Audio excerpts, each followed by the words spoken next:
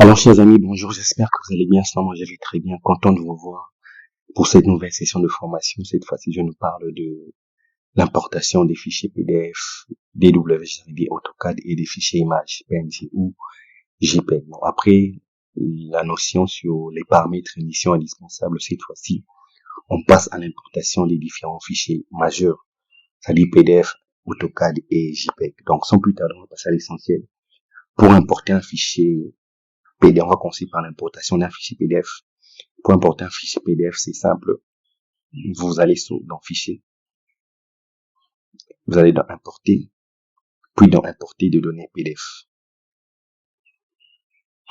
Et là, vous allez choisir votre fichier PDF que vous voulez importer. Vous allez dans Ouvrir. Et là, je pense que ce n'est pas très important d'y toucher. Les paramètres cochés sont déjà conformes à travailler de manière plus efficace. Donc, je pense que ce n'est pas important de modifier quoi que ce soit, c'est vous validez. Et là, vous avez l'importation de votre PDF.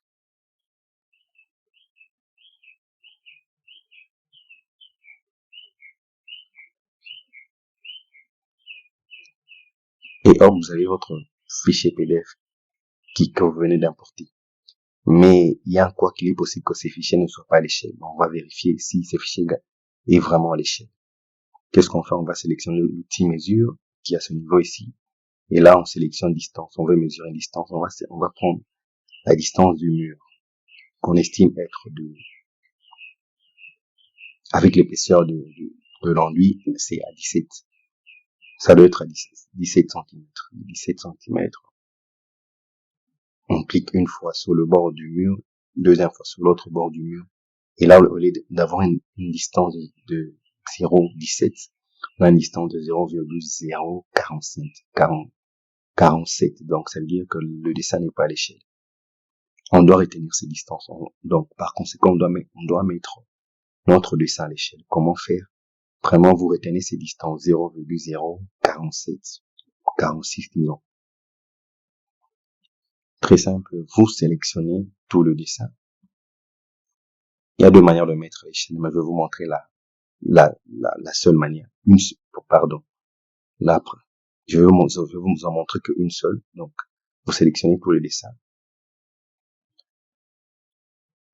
La première manière de mettre à l'échelle, c'est celle qu'on va voir. Vous cliquez sur la fonction redimensionner.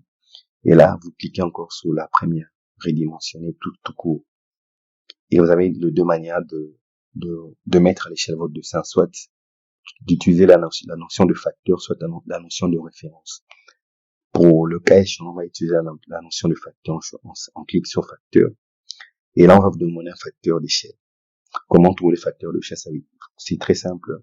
Vous prenez la distance, ou je dirais la longueur souhaitée, ça veut dire 0,17, divisé par la longueur mesurée, 0,047, 46. Et là, on vient de trouver le facteur d'échelle, qui est de 2. On valide encore. Oh là là. On reprend. On devait premièrement d'abord, on va reprendre, on sélectionne tout le dessin. On sélectionne l'option redimensionner. On sélectionne facteur et là, on choisit premièrement le point fixe, ça veut dire le point à partir duquel notre redimensionnement va se faire. Ça veut dire que sur l'ordre du redimensionnement, ces points vont rester fixes. Le papier, le dessin va s'agrandir, mais ce point va rester fixe. Je pense que vous avez compris la notion de redimensionnement. Donc, pour trouver le facteur d'échelle, comme je l'ai dit incessamment, vous tapez la longueur souhaitée, ça veut dire 0,17, divisé par la longueur mesurée, 0,047,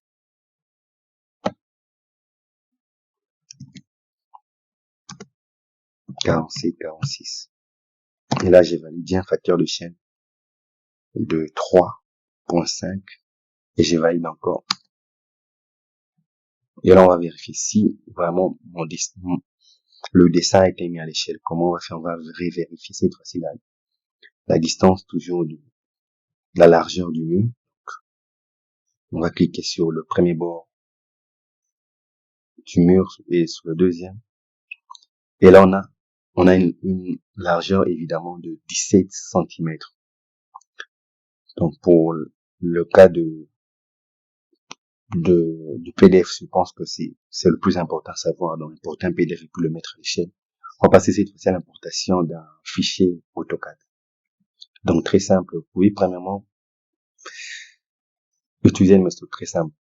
Prendre votre fichier et le glisser sur votre espace de travail, mais le comble que vous n'aurez pas à modifier différents paramètres. Donc, voilà pourquoi je ne conseille pas tellement cette méthode.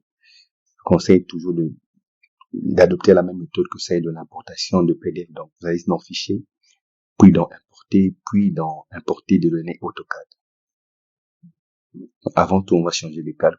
Je préfère changer de calque. Permettez. On va travailler sur le calque, sur celui-ci. On va masquer ce calque. Je ne veux pas revenir sur la notion de calque, j'en ai déjà parlé. Donc, on va dans Fichier, puis importer de données AutoCAD, et puis on va choisir notre fichier AutoCAD qui est celui-ci. Et on va accéder aux paramètres.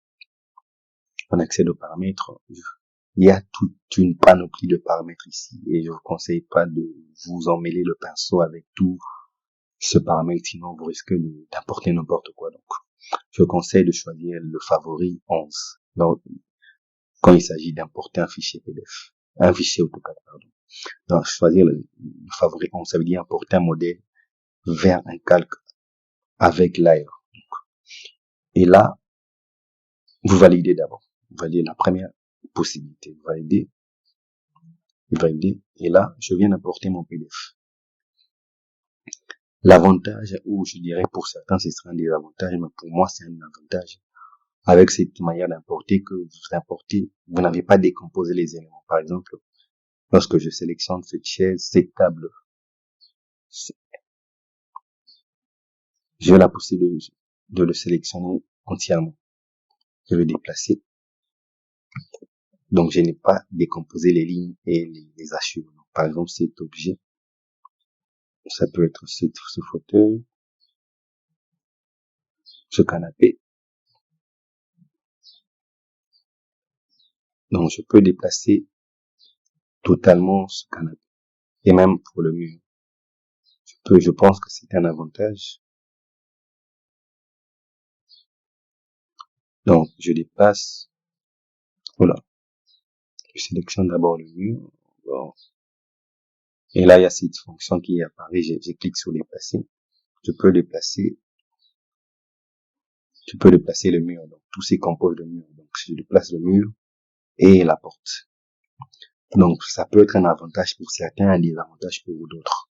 Et donc, je vous conseille une deuxième méthode toujours d'importer un fichier AutoCAD. Donc, on va changer encore de calque. On change de calque, on va sur le calque 33. Et là, on va importer encore toujours un fichier AutoCAD, mais essayer une autre manière. C'est-à-dire décomposer chaque élément. On va toujours dans fichier importer de données PDF. Et là, je vais dans paramètres, je choisis toujours le favori, 11.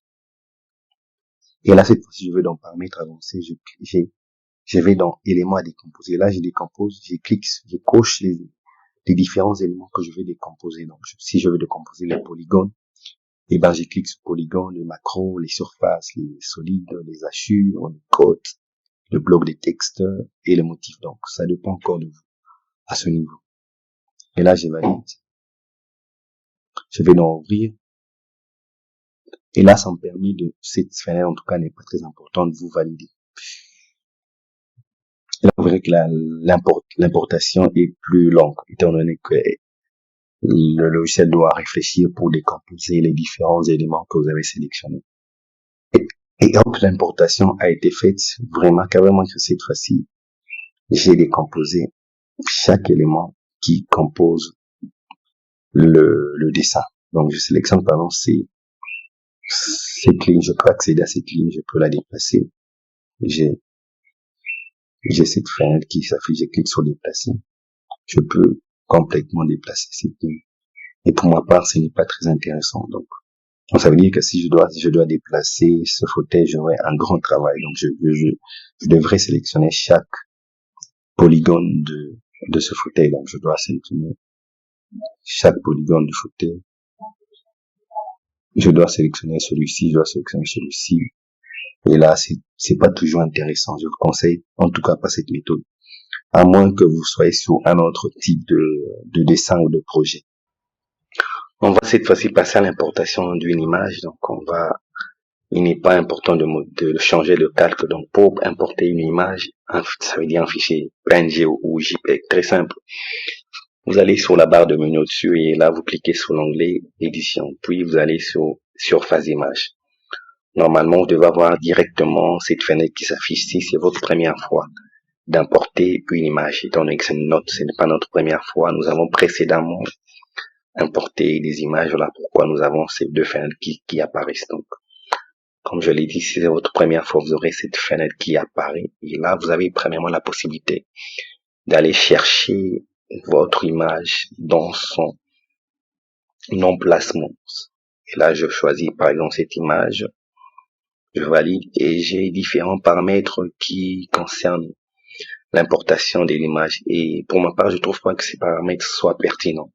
Vous avez par exemple la possibilité d'imposer une certaine transparence à votre image, donc de modifier, disons, de roter votre image. Donc, comme je l'ai dit, je pense pas que ces paramètres soient pertinents. Vous validez et là, vous devez retenir la taille de l'image. C'est très important. Je pense que dans la suite de la vidéo, vous allez voir pourquoi. Donc là, je valide. Et là, vous avez deux possibilités d'importer une image. La première manière, disons, c'est d'importer une image en fonction de la taille que vous souhaitez. Ça veut dire en fonction de la longueur, de la largeur que vous souhaitez. Donc c'est vous qui imposez la longueur et la largeur de l'image. Donc je clique une première fois. Et là, je peux tracer par exemple une image comme ceci. Je clique une deuxième fois et là, je clique sur échappe. Et là, je trace une image qui ressemble complètement à rien. Donc, comme je dis, je peux importer une image en fonction de la taille voulue. Je clique une première fois, une deuxième fois, puis je clique sur échappe. Donc, ça c'est la première manière d'importer une image. J'ai une deuxième manière, celle d'importer l'image en fonction de sa taille réelle. Et là, je reviens sur les paramètres juste pour avoir accès à la taille réelle. Pour connaître la taille réelle, ici, j'ai une image de format 1920 x 1080. Et là, je valide et je clique une première fois. Et là, je me rends au bas de l'écran et j'étape les différentes dimensions. Donc, 1920 x 1080. Rassurez-vous, cette image sera plus petite. Donc, x 1080. Et là, je valide et puis je clique sur échappe. Donc, je dirais que cette image est plus petite, mais l'avantage est que c'est les dimensions réelles de l'image. Donc, c'est ce qu'il faut retenir. Vous avez deux manières d'importer. Bien évidemment, cette image est plus petite, mais l'avantage est que vous pouvez toujours l'agrandir, c'est-à-dire la redimensionner. Et pour redimensionner une image, c'est la même méthode que nous avons utilisée pour redimensionner un fichier PDF. Donc, on va pas revenir sur le redimensionnement de l'image, étant donné que au début de la vidéo, nous avons déjà parlé du redimensionnement ou de la mise à l'échelle d'une image. C'est pratiquement la même méthode. Donc, sinon, je vous dis merci pour votre attention. Je peux m'arrêter là pour cette session de formation. Je pense avoir été plus clair, plus limpide et plus précis surtout.